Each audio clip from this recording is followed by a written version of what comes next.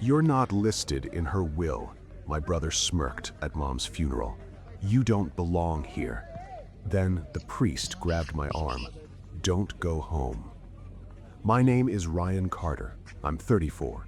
I worked construction, always the overlooked son. But I had something they never saw coming. If you've ever felt like the outsider in your own family, subscribe. Share your story below.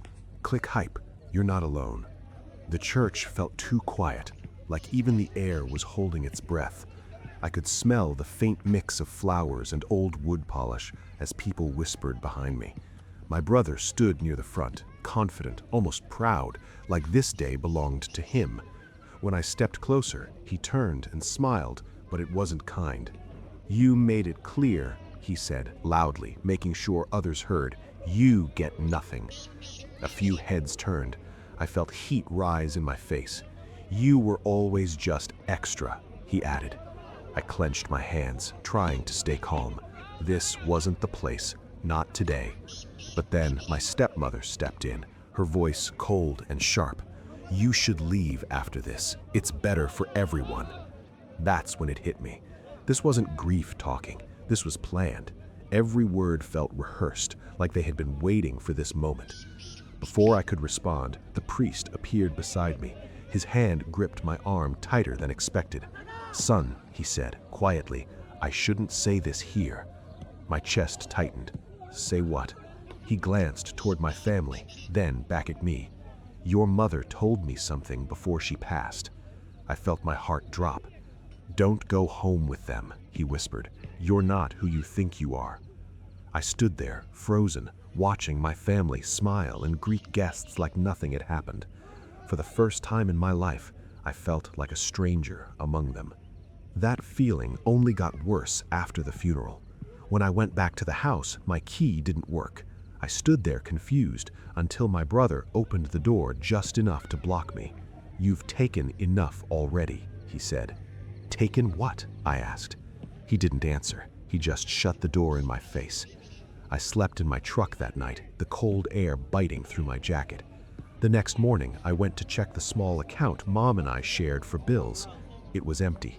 Every dollar gone. I called my stepmother. "Where's the money?" She said, "I don't know what you're talking about," then hung up. By the end of the week, it got worse. I started hearing things from relatives, neighbors, and even people at the grocery store. "Didn't know you were adopted. Your mom just took you in, right?" Each word felt like a punch. I started questioning everything, my childhood, the way they treated me, the distance I always felt but never understood. One night, I sat alone and whispered, "Was I ever really part of this family?"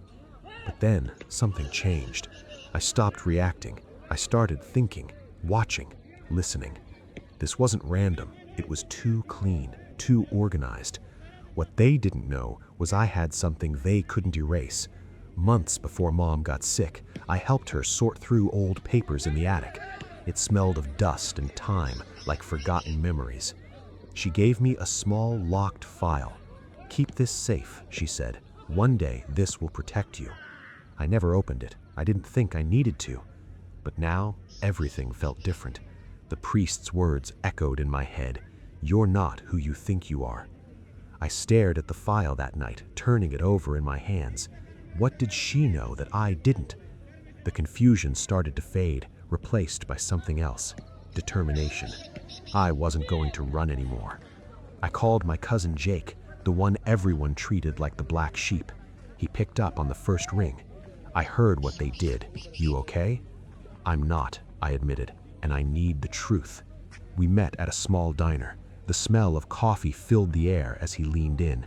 "They've been planning this," he said, "even before she got sick." My stomach dropped. "Planning what?" "Cutting you out, completely." He told me about conversations he overheard, about how they waited for the right time. "You deserve the truth," he said. Jake let me crash at his place. For the first time in days, I felt like I wasn't alone. Meanwhile, my brother posted online, smiling, celebrating. "Everything's finally mine," he wrote. I stared at the screen, my jaw tight. They really thought they had won. That night, I sat on Jake's couch and finally opened the file. Inside was everything. The will reading was held in a quiet legal office. The sound of a clock ticking filled the room as my family sat there, relaxed and confident. Then I walked in. Their faces changed instantly. "You're not supposed to be here," my brother snapped. I ignored him and placed the file on the table. The lawyer adjusted his glasses and began reading. As the words unfolded, the room shifted. My name, my rights, my place. Then came the truth. I was her biological son. My brother wasn't. Silence hit the room like a wall. But it didn't stop there. The documents showed everything: the money transfers, the manipulation, the lies. "I tried to erase you," I said, my voice steady, "but she saw everything." My stepmother's face went pale. "This isn't real," she whispered. The lawyer cleared his throat. "It's all verified." Panic broke out. Accusations, shouting, blame. I just stood there, calm, watching it fall apart. For once, I wasn't the outsider. I was the truth they couldn't hide. In the end, I got what was mine, not just the inheritance, but something more important: the truth. I cut them out of my life completely. No calls, no second chances. Jake stayed. He was the only one who didn't lie to me. I spent weeks thinking about everything, about who I was and where I belonged, and I realized something simple. Family isn't about who claims you, it's about who stands by you when everything falls apart. My mom knew that.